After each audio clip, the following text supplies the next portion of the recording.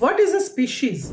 Usually we tell that all the individuals with similar morphological characters, they are grouped as a species.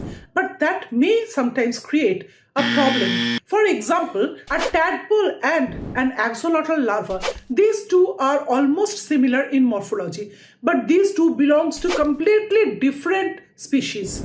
So what is the scientific definition of a species? A species is an individual which can mate with similar individual with similar morphological characters and can produce a viable, fertile offspring. Now, what is viable? That means which can survive, which will not die in early age. Now, what is fertile? We all know that fertile means an individual which can produce offsprings. So for species, why these terms are used?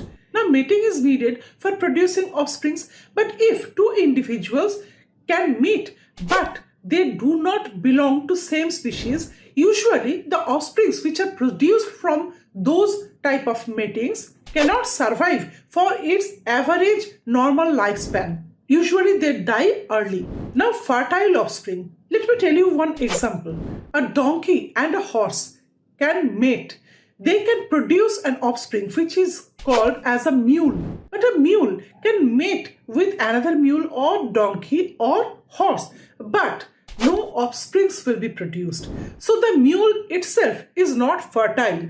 Therefore, a donkey and a horse, they can mate, they can produce offspring, they can survive for its normal average lifespan, but that particular offspring, that is the mule in this example, that itself is not fertile.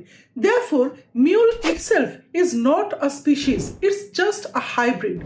But donkey and donkey, that mating will produce a donkey which can again mate with another donkey and can produce a donkey offspring.